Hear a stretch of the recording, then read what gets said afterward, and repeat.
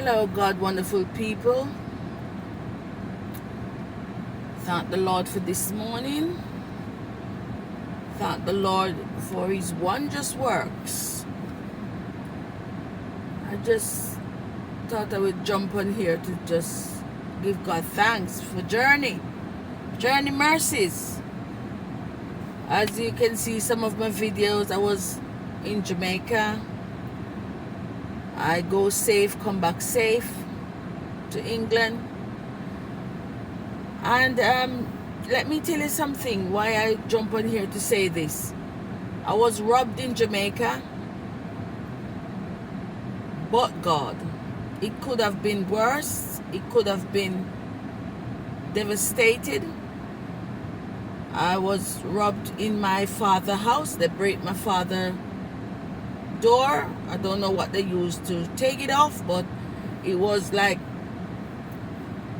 they used crowbar to take the door off, and I was some of my things missing, money and some of my things, but I managed to get back some of my things. But God is good. What did I say? God is good, because it could have worse. I could have been dead, but God spared my life, and I'm alive, and I come back to England in one piece. But you know, when they break the house and we find out, we went out and then came in. Me and my dad went out. Then I heard something fell down in the house. The person ran out the house. And I said to Dad, somebody is in the house. But they could have come in when I was there in the house. But they watched and wait until we leave the house. Then they break in.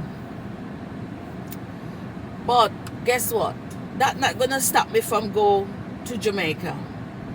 That's not going to stop me from retiring back home.